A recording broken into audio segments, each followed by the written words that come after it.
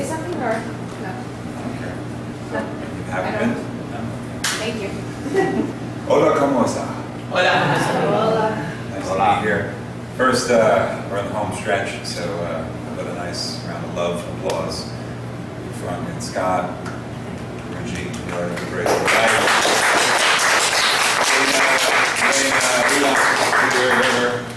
Paola, who's presented, who's made food, who's filmed, Joe, Moms, Dean.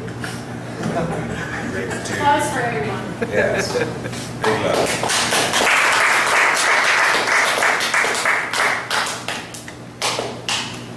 So, I go by Dalian, which is Daniel spelled wrong. I wrote my name too fast. The L and the N got mixed up, and that kind of became my spiritual name, which is kind of cool. Dalian. I used to teach at an ashram many years ago for about 6-7 years in Monroe, New York. Ananda Ashram it was called, and everybody was being given a spiritual name, and I was just like, no, I'm not ready for that. It's all good. And then eventually I wrote my name wrong and said Alien 13 Hands was the name of my band, and it deals with like mudras and yoga energy principles that you open, through the body, through hand positions, circulatory improvement through the fingers and the nerves. 13 Hands is the same kind of concept energetically, but in Malaysian martial arts. So when you hold the hand at the end of a form or a strike, you're moving chi, prana, by force through the fingertips. So it was a neat concept that always kind of resonated. So I kept the name, and so that's where that's all about. Yeah, man, I'm just really grateful to be here. I'm grateful for the synchronicity of how relationships and people kind of like bumper cars bump into each other, starting with Scott at a cafe in Montclair outdoors several months ago. Just talking, how everyone's talking here today with the different presentations about, just waking up, awareness, food, environment, unschooling, just consciousness raising across the board. Yay, the uninator. And it's just refreshing that, there's more and more people that the conversation is becoming this incredible thing. We don't call it a trend, but it's a consciousness. You see it in the foods. People don't want to know. People want to know what's in the food. The GMOs. It's all part of this big kind of universal waking up from the matrix, so to speak. To really walk in universal truth and natural law, which we've always known. It's in our DNA. It's been kind of polluted on some ways from the foods and the environment, the way we treat each other, the traumas that we inflict, the samskara in yoga we call, our emotional wounds, samskara. Skara is like the key word tied to that. So meeting Scott was a serendipitous moment that led to a phone call out of the blue, said, hey, Urban, we all kind of connected and it felt right, so. Thank you. Yeah. Thank you. Thank you. Thank you. Thank you. So, Thank you. I'm a professor of yoga back at Montclair State University in New Jersey. Been there 15 years. It's the only job I've ever held for 15 years. I've just been doing part-time this, part-time that. I'm not one for W-2. I'm 1099 till I die kind of thing. I'm a Gemini. I can't. I'm air. I'm not Virgo. I'm not Earth. No offense. I'm not Taurus. I'm not Earth. I'm not Capricorn. I'm not Earth. I'm grounded enough, but I'll never be those wonderful signs. Those signs have a very easy time to just organize their mind. They have natural Earth according to either Vedic or Western astrology. So it's an interesting kind of pre-hardwiring that we all are beautifully perfect in who we are and how we've come here on the day we were born. I believe very dearly that has a lot to do with certain personality things that show up. The way I put my clothes away is completely different than an earth sign or a fire sign. We have very unique ways that we function. And in this understanding, we get to learn true acceptance and tolerance to just know that everything is like the child you were talking about. Let the child unfold knows exactly what it wants to do, how it wants to do it, and it's an innate process. And so the more we're having this conversation, and as an adult, I know how I want my toothpaste on the side of the sink, not at the medicine cabinet. I won't go in the medicine cabinet, it makes no sense to me. So once you understand those things about yourself, it does give you a sense of trust that you're perfect and you know exactly how you need to navigate your life on your terms. Just do it legally and don't hurt anybody. That's really what we all talk about in yoga. Ahimsa, non-violence in word, action, thought, deed, and what we put out into the world. You know, your legacy and what you leave behind and the people you impact with what you do in the world. So these are beautiful concepts. They're yogic concepts. They're deeply spiritual concepts. And for me,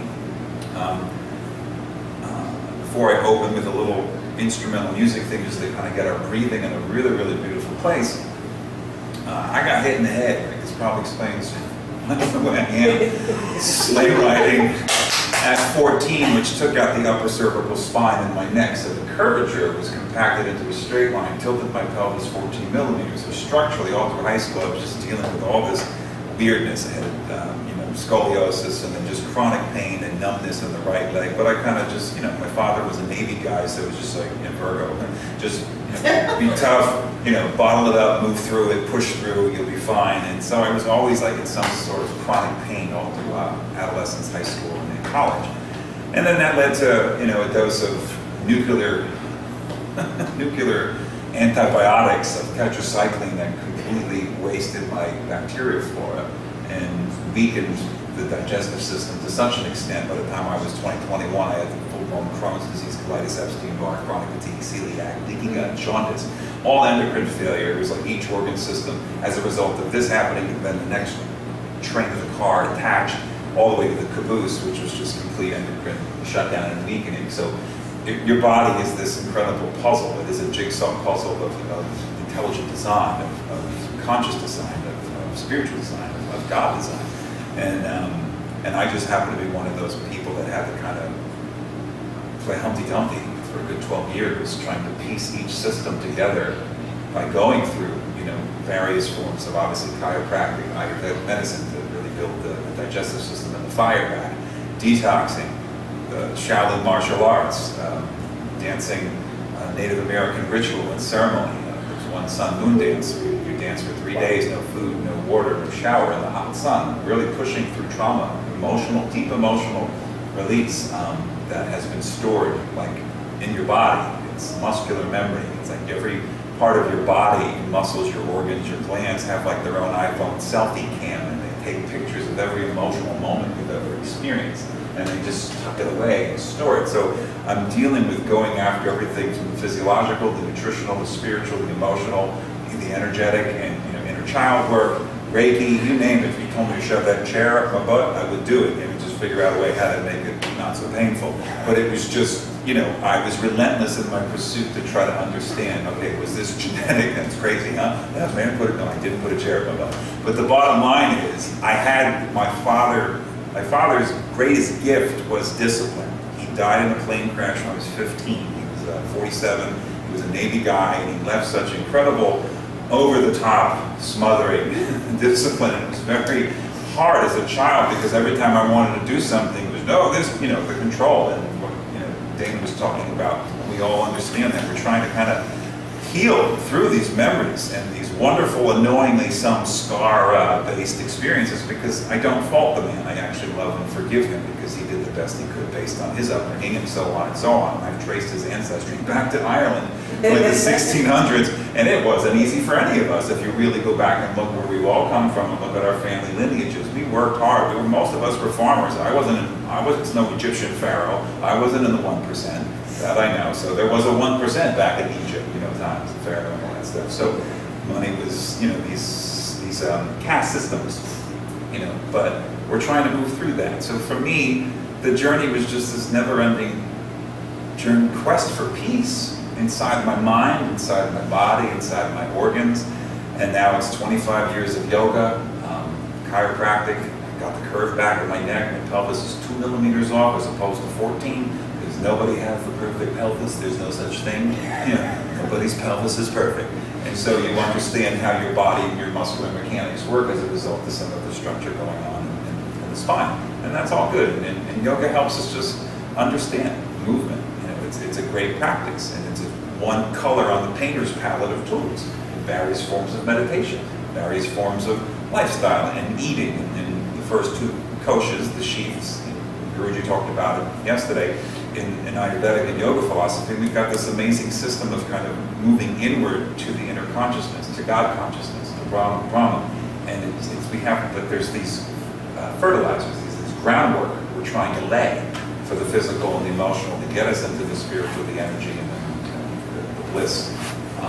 And it's a beautiful process, and I'm still on the path, just trying to understand that I don't complain about the karma, I don't complain about my poker cards. These are my cards, I'm playing my hand.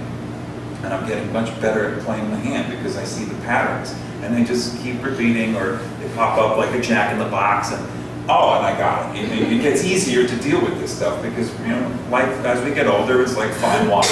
We refine with age, we get better, we understand, and we're more easier on ourselves. And I think, as everyone has been talking about, I've been hearing little bits of the various themes, is empathy is the name of the game. How do we recapture our empathy?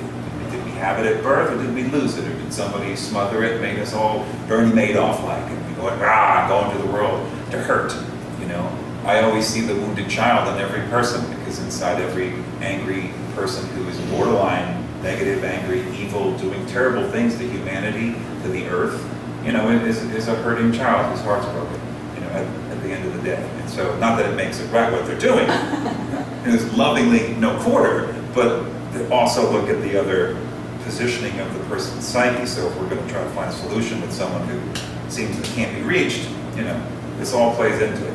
So how does this get into sleep? Because sleep is the key to everything, and I spent my life enjoying a wonderful 6 to 8 hours of consistent sound sleep for the last 20 years of my life. We deal with a lot of stress, and you know, I had to kind of relearn how to live through all of my challenges. So I bring obviously my perspective to ancient wisdom. I bring some like modern day approaches that I found successful in this understanding of how to pace rhythm, pace the inner body so that the outer world is at peace and actually flows smoothly like a river, because the mind and the body and the organs are all talking to each other like a family, tribe. See this wonderful family here? Your organs are your children. When you start to see your organs, bless you, then you'll be blessed. And so if you start to understand that your organs are your children,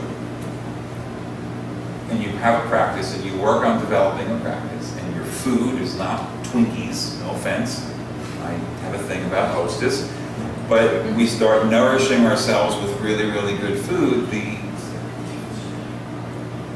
the messages and the communication will heighten, will become stronger, will become much more vibrant as you pay attention to what you feel happening in the body, because you're giving it the right tools. We know this is kind of common sense, but we do it, sometimes yes, sometimes no.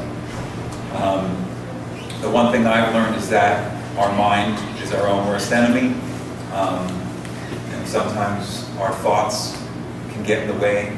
We procrastinate, we sabotage, but I find that when I'm taking care of myself, I sleep, I eat well, I'm sharp, I'm on my game. There's certain hormones you release when you sleep, oxytocin, melatonin, it's a whole list of them. They're very, very helpful in the regenerative process of waking up each morning, feeling refreshed, cleared, okay, brand new day, you know. So who sleeps well? Sound thing? This is great, so a little less than half. So for those of you that want to sleep better or know that you have some challenges, are you aware of what's going on in your life right now currently, as far as what might be kind of throwing you a curveball, energetically, mentally? That's, yeah, you always do.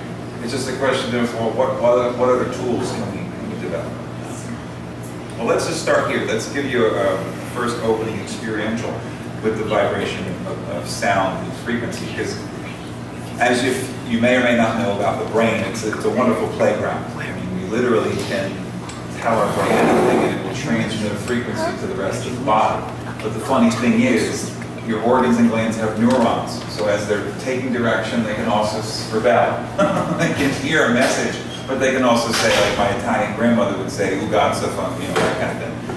And when they're stressed, It usually affects the circulatory system, which is the energy movement system, so the message might not get clearly through to that gland organ or whatever the system. And now finally, after going through what I went through, the science is now showing that we have imbalances in our gut due to bacteria. We have bacteria that lives in us. It's awesome. We host them, and we live in a symbiotic relationship. It's family, and there's yeast, and there's all these wonderful things. And what we're seeing now, which makes me very excited, is that the hormones that you secrete in your brain that go down the vagus nerve from the brain to the heart to the gut, it's like Pac-Man. When they're out of balance, we got bacteria chopping down on your hormone messages so they ain't getting through to your kidneys or your adrenals to release cortisol. Hence the theory behind like why we're dealing with all these various mood swings and ups and downs and mild or light depression for whatever the reasons, which is why when we're tired and we're not feeling energized consistently, we reach for coffee, sugar, nicotine, and hopefully not a bomb. But it's just, no judgment, but when the mind is pushing our body to keep going, our adrenal glands are like, please stop, please take a break, please take a break. And it does. And so there's a rebellion.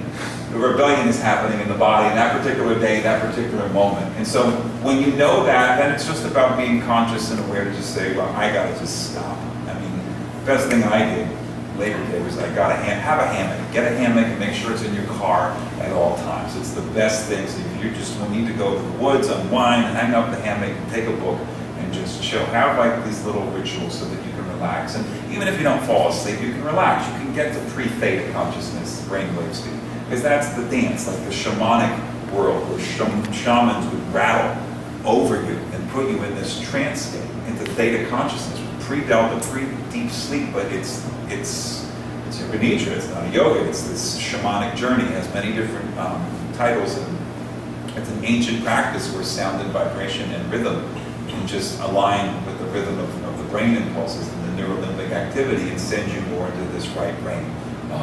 And it becomes trance-like. It's a very, very healing and healthy way to kind of get you out of this over-linear, overthinking aspect that the life we lead out there in the real world is so busy, which is, we're all guilty of it. I'm running a business, you're running a business, you're running a business, everybody's trying to do the thing. And we're trying to also practice what we preach and hold ourselves accountable to use these tools. But sometimes, you gotta push and you get tired. So it's just knowing when you are, and then reaching for your Bob Ross painter's palette and pick a color. If you ever saw Bob Ross, he was this great painter on TV, big afro, very calm guy.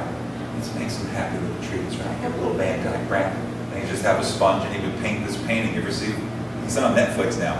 He died, God bless him, but his voice, you could just fall asleep listening to him. You just lay on the floor and start watching Bob Ross paint, and you'd be out cold by the end of his show, because he was such a blissful, passionate, loving little man who just painted happy little trees, and he just had this softness that just mesmerized you. So that's a great tool to have. Like, put Bob Ross on your painter's palette of tools for health management, because sometimes you don't want to meditate. Sometimes you don't want to do yoga. Sometimes you don't want to make soup. But have something that every day you make a conscious commitment to slow and get in touch with that biorhythm, so that you're practicing developing a consistently sound sleep cycle. Because all the healing processes of your body, detoxification, not digestion, but your parasympathetic nervous system response functions are digestion, elimination, sleep, urination, obviously. What's the other one? Let's see one. Urination, digestion, elimination. Basically, elimination. You got to be calm inside to craft, otherwise you're constipated. So I know all about the colon. I spent half my life up above cleaning my large intestine, and it was a mess. So the bottom line is, figuratively and literally, but the whole thing is digestion, parasympathetic nervous system response, flight. You got to be calm for the body to really work on your behalf, to absorb fully and digest. And you don't digest anything when you sleep. That's why if you eat before you go to bed, it makes it very challenging to fall asleep. Your body's got this lump of food sitting there. It wants nothing to do with it. You're just sitting there. So getting in a good habit and following the circadian rhythms, the sun, it's the ancient wisdom. Just eat according to the intensity of the sun in the sky. Biggest, fieriest, strongest meal is lunch, 1 o'clock, big bright sun. Sun sets, have a lighter dinner, have a good 2 hours of digestion time before you go to bed. Maybe have a glass of room temperature spring water, no ice, half hour or so before bed. That'll keep the spine well lubricated, and give yourself like 40 minutes and then go to bed. So you're at least hydrated. You may get up and pee, maybe you won't, but it's a good practice so you don't wake up all stiff and cracky, so, feel all crackly and stuff. So it's just hydration, hydration helps with all this stuff. So fluids, other lifestyle practices according to how you pace your diet, and making, like when kids, time out, same thing, adults need time outs, we need time outs too. I love what I do, and sometimes I can just keep going. I built a new website in 3 days and 30 hours, and I just was drinking lemon water, and I was just so in the right brain of creativity. When you do anything artistic, it's like this part slows down, and you feel like you could go for hours, never ending. When you're doing music, it's like you open up all these different energy systems in the right brain consciousness, which are fun. Then you realize I didn't have any food today, but you still feel energized because you were painting and you were quiet, so you were using your energy and then like into the chakra system and looping in an orbital fashion. Every chakra is looping into the other one, and it's contained like a solar system. And this is kind of the feeding process we're trying to understand energetically, but it starts with, some kind of commitment to movement, stilling the mind, your nutrition choices, makes all this easier and more potent. And it's a process. It's not going to happen overnight. That's why it's a practice. I'm still doing mine. I'm just grateful I know that it works because I'm alive. And I'm just trying to be as lovingly authentic about what I know because I've tried everything. And I think everything works in some way, shape, or form. It's just a question of figuring out what works for you at what time and what order do you need to put it in your lifestyle plan. Because some things might not work right away for someone based on how they've been living, what they've been eating. And we all have a little bit of PTSD going on, and we've all been traumatized in some way, shape, or form. So once we're clear on that, then we can find unique strategies to address it. So I want you to sit up straight, put your feet on the ground, or if you want to lie down as these lovelies over here. I'm going to do like a short little musical segment. We'll do another one at the end, and a big celebration just to kind of put a really wonderful close on this tribal commitment to helping each other and educating and sharing what we all know. All I want you to do is just come on in. You're just in time for the first musical interlude. You might have some paper towels because your bladder will get so relaxed you might pee your pants. That's a joke. Nobody's bladder really is. So just, if you're going to sit, just try to get your feet comfortable on the floor, knees over the ankles, so that you feel really connected to Mother Earth. And just let yourself roll the shoulders back, and just close your eyes and let yourself receive. Think of someone that you love, think of your family, anyone that you really hold dear in your heart. Really, you wouldn't be who you are today if it weren't for this particular person. I'm sure there's many. Just pick the first couple that pop into your head and just see yourself inside your mind's eye, inside your soul, hugging them and just embracing with such gratitude the gift they have given you. And let the sound kind of permeate, connecting to that gratitude energy.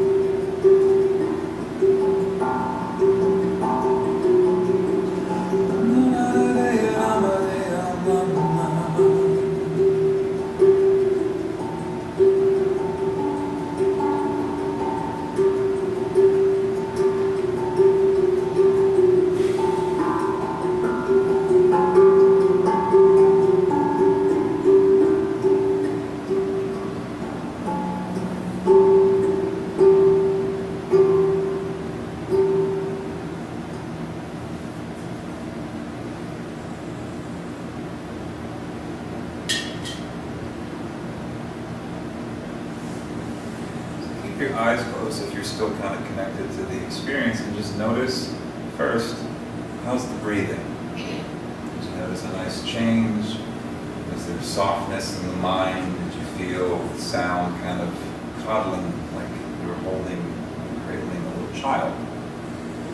There's a lot that goes on once we start to kind of enter and power down, through a very busy mind.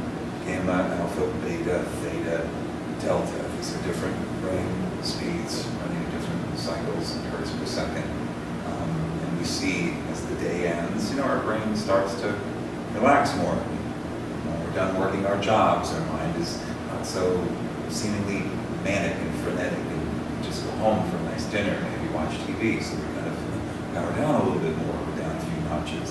And then as we settle in for bed, where there's like this pre-sleep before delta, this theta, what we're doing right now is trying to access this pre-sleep.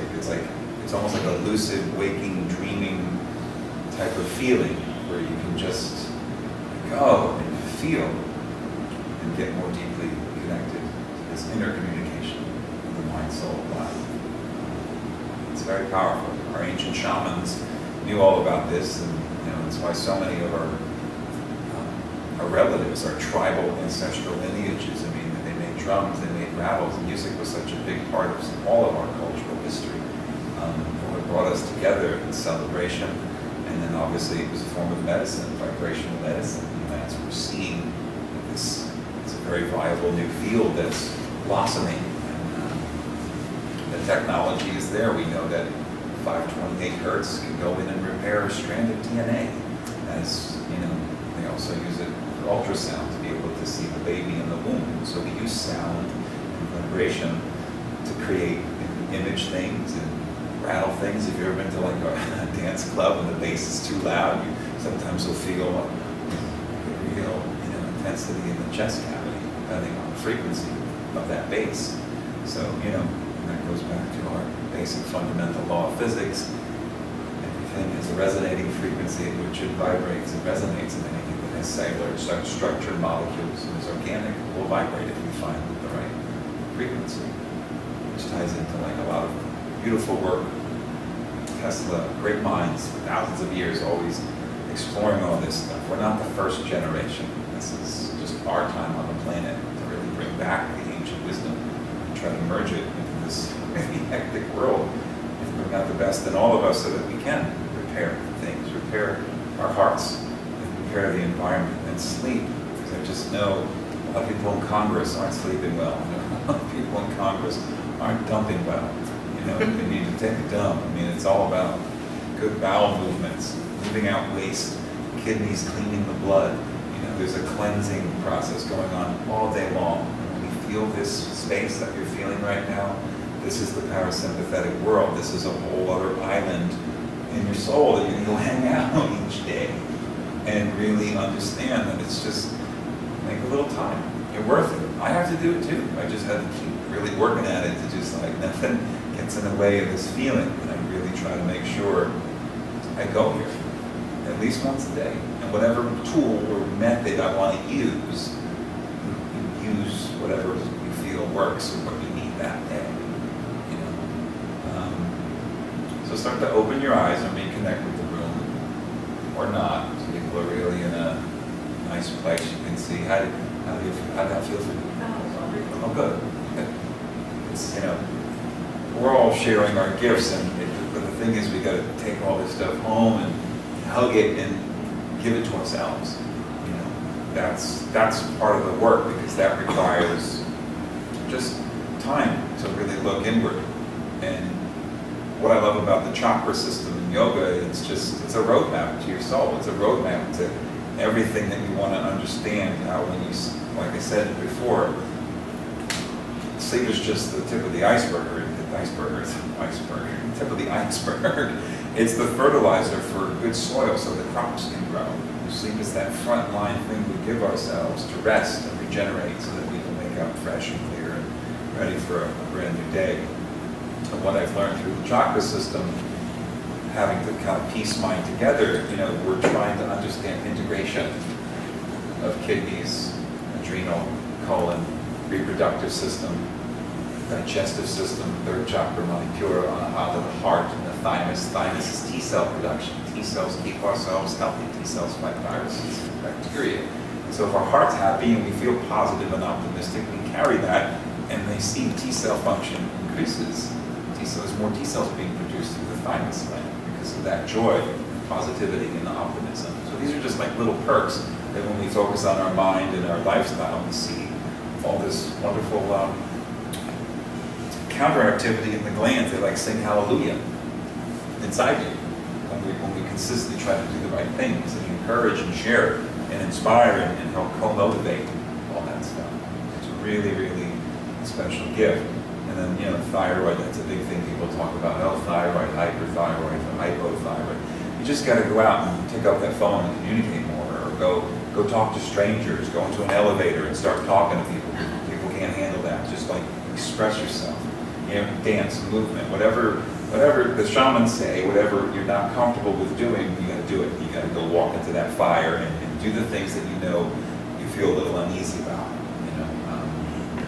It wasn't always easy to be a speaker, but I was a very quiet, shy kid. But my mom saw something in me. God bless her. She saw, this little timid military son who didn't understand his dad, and dad didn't understand me. When I came home with the recorder in third grade playing hot cross buns, Mary Had a Little Lamb, that was it. I went right to clarinet lessons and saxophone lessons, and she was intuitive enough to know that, let's get him into music. Because I just wasn't, I was sports-like, but not like my brother. And then my dad finally gave me the Tolkien books, Lord of the Rings, and that's when I had this aha moment, and then I was off drawing dragons and wizards, and that was it for me. But that was little things that I learned over the years. But yeah, if you spend time with the chakra system, you can really feel like, sometimes a doctor is like a car mechanic in Western medicine because they're just going to address that system. If you've got so you've got a kidney issue or you've got a kidney stone, well, how to get there?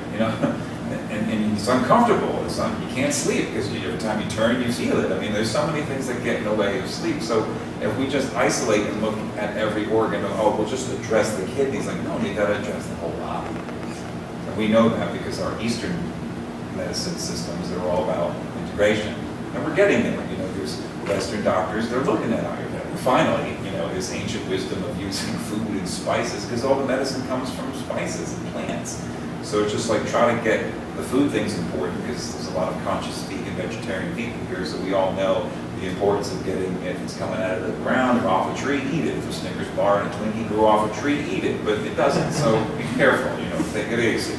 I'm not saying, live your life, but understand and read your labels. You can Google anything now. You pick up something, you can read it, and Google it, and get all the information. That's the beautiful part of technology, So you can really make sure that you feel you're making the most empowered choice on behalf of your family.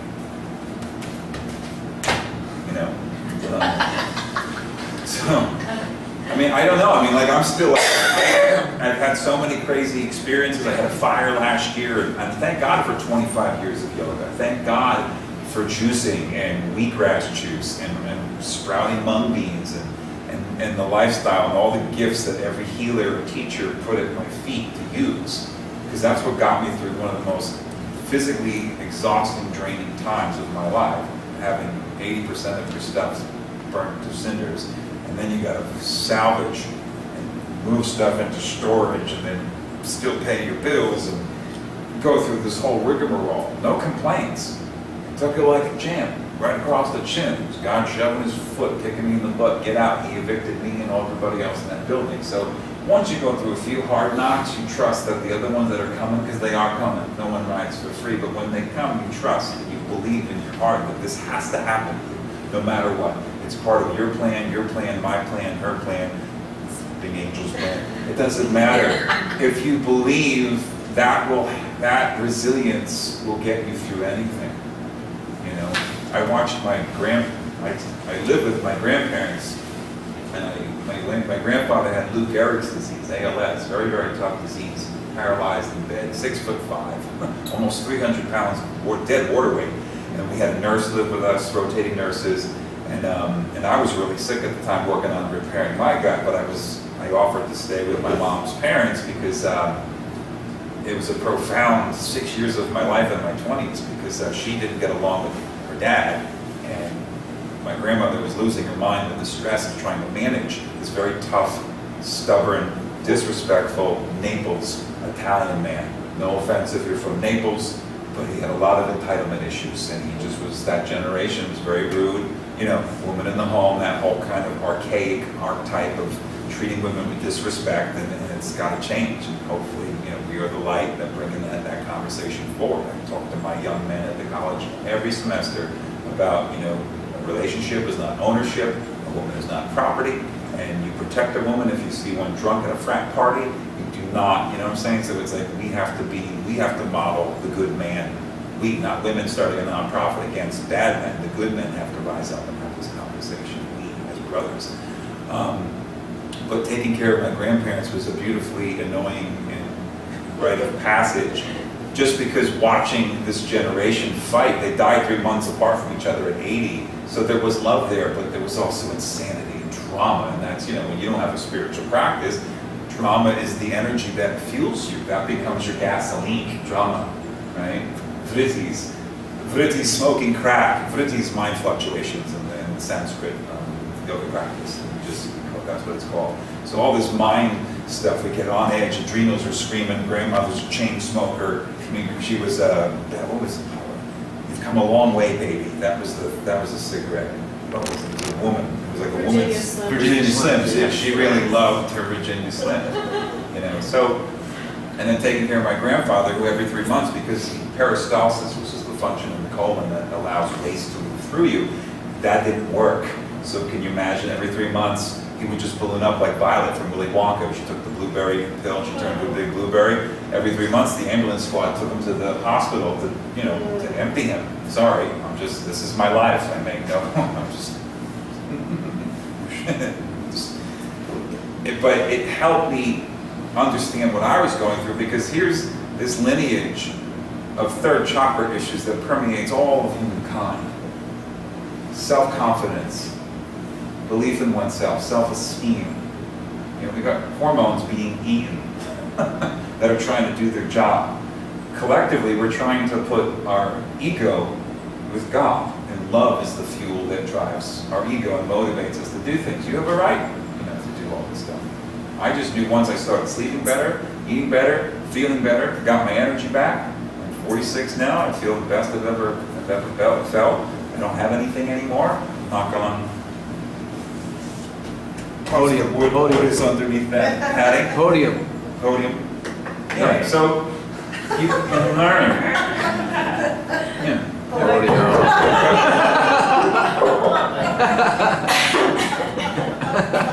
And through this, you know, I have a lot of that type A military father thing, and so that's been a big journey for me to calm that crap down, man. And I can't tell you enough, the more you dump, the calmer you feel. Dogs jump around and dance when they dump. Ever have a dog? It's the best thing. It's like they do their dump dance. Every time they eliminate, they jump around. It's like happy, it's like rebirth. Because your body knows, like, in a perfect world, which it's not, and in a perfectly stress-free world, you know, if you eat a meal, the last meal should be packaged and ready to go out the conveyor belt. Right? And if you have 3 meals, you should be having at least 2 dumps. At least. I'm a 3 to 5er a day, so if anybody's in that club, mark on. But it has a lot to do, right? Fuck on. So, you know, it's just understanding the ecology of the body, because as these organ systems and glandular systems are improving, because you're doing things to help the communication become more efficient, sleep will improve because of this, because waste and poisons are being processed, they're leaving the body properly. Your kidneys are cleaning the blood. Kidneys, clean the blood. Clear mind, clear thoughts, clear action. Root chakra, chop wood, carry water, get stuff done. Hard day's work, I'm tired, good night's sleep, and let's wake up again and start the whole cycle over again. You know what I'm saying? These are just fun ways to look at this process. Personify the organs, get to know them. Go online, it's all here. Just read about them. Like, get an intimate relationship with your spleen. Some people believe spleen is God. It's a highly important immune. But God's in every organ, every cell, every molecule. So however you feel comfortable connecting to source, whatever source is. I don't tell anybody what to believe as far as what God is, because that's a special sacred relationship you figure out on your path. I can't pull flowers out of my butt or levitate. So I just know I love God, and I love what Jesus stands for, but I love what Christian stands for. And I feel I'm still trying to figure out what's right for me, but figure out what's right for you, and in that peace that it brings you, your body and your organs feel peaceful, and then the sleep improves, and the trust, the way that you trust your soul, the way it talked to you, what you, Joe, did to raise your kids, you knew you had to, against all odds, Phil Collins style, against all odds, great song, right? And you stood by your truth and your heart. Because I've seen this program, it's a crap show. I'm being kind, I would have said the S word, but there's kids here. You know, kids sometimes get a little irreverent, and I'll drop a swear word here and there, but I'll be nice and I'll try to rodeo in my potty mouth. But this is a beautiful time that we're all here because everybody knows, everybody's holding a piece of the puzzle. We're putting it in, and you've got to. We have no choice, and we have to help each other. You know, that's just, you know, it is what it is, man. I would love to go to Congress. I'd love to just get them all on a horse farm and just get them in touch with their nervous system. So if anybody is, you know, not to get political, but we have to make sure that we're on top of what's going on. Because we cannot, that's the wake-up call. We can't sit idly by and just trust. There's some real crappy stuff already starting to happen by who's being appointed. You know, and I voted for Kris Kringle, so I didn't like either of them, but I voted for Santa Claus because energetically that resembled love and giving and kindness, and that's the energy that we need more of. But as the other speakers I've listened to throughout the weekend, we know what has to be done. It's just, but how can we personally get into that place of empathy and respect and love for one another as people? That is the question, and I do believe it's taking ownership of our behavior and our lifestyle choices, keeping ourselves clear and open, and surrounding ourselves with loving people, have a practice, and understand that the door to the heart, we have to open it within ourselves in order for it to shine brightly so that people pick up. You know, once, you people come to you and they see like, what do you, they think like you're, right, your friend's like, this guy's cool, like, what's he smoking? It's like, nothing, he's just you're smoking, your light, your true authentic light is shining in the world. You're doing the work to be authentic. And I don't know, I feel like I'm consistently present in my path as a mobile yogapreneur. The better I sleep, the clearer I just wake up. I just gotta do my thing, do my practice, my sadhana, have my tea, and just stay consistent and be patient and let things unfold. You know, America, all of us in America is a type A jackhammer, and just, I've been there. I see that side always creep in, and I just got to stop it. You know, this was very painful not having consistent internet connection all weekend. All week since I've been here, and I just took a deep breath. You're welcome. I know, you're welcome. Swaha, you know, I took it. I'm just accepting, and I'm like, I'm gonna take care of drink water. Thank you, brother. And yeah, I'll go home and get it done on Monday. Any questions before we kind of go into the celebratory? Any questions about sleep, hormones? Yeah, anybody? Thoughts? Well, let's do something fun. Let's close this with a real tribal thing. I hate to disturb you, but... Oh, I love it. I'm listening to it. No, but I mean, I want you to kind of to see get that. up for this. Yeah. Oh, okay. Children. No problem. It's, we can go Can through... we turn is anyone else called or is it just me? Are you on? No, it's Can you turn it on? Is that okay for everyone? I'm Yeah, freezing. let's use the warmth of our bodies to If that's just okay, close this. thank you. I'm freezing. Yeah, like I said, I could spend hours here, like a whole day, just breaking down every organ and its relationship to hormone function and sleep, and then turning it into a spiritual relationship, like seeing the spiritual personification of not just this, okay, it's just some biological, physiological function. Like, no, there is a sacredness to why this organ does this on your behalf. And we don't have the time to do that, but just if you're curious and you're working through sleep and you want to just relax more, just learn knowledge is, right, powerful if you use it and implement it. Like, don't be afraid, to understand, well, my stomach always rumbles when I eat this, or I feel this way when this person shows up and talks to me this way. It's like, the third chakra so much is about absorption of life and embracing life, but not only do you absorb food, you absorb people. Energetically, you're absorbing people's energy field and how they treat you, how they treat you, how they talk to you, and all that stuff. Then if you don't have an outlet to deal with that, it just goes here, you tense up here, and then you're carrying all these people, all these moment by moment. It's just, okay, fascia, muscle memory, fascia, jerk off at work, oh, here, boom, boom, boom. It just, and then every day is like a campaign to just sit, okay, what happened today? What did I absorb? How's it, where am I feeling it? And really taking that time to assess on a day-to-day, like that's the homework. Because every time you go out that door and go into your world, you're going to pick up stuff. And it's okay. It's just stuff. Hey, we all can do it. So I want to close with something fun. So if we can kind of maybe turn the chairs into like a semicircle, I guess we'll keep you guys there. Okay. Yeah, they're there. So if Scott wants to come sit here, you can move the chairs. You don't have to sit on the floor, but I want to create like a semicircle of sorts, so we all can see each other and just hold hands. I'll take that space, but I'll once the circle's created, I'll put the camera so. Sure, whatever. Yeah. So just take that space for me.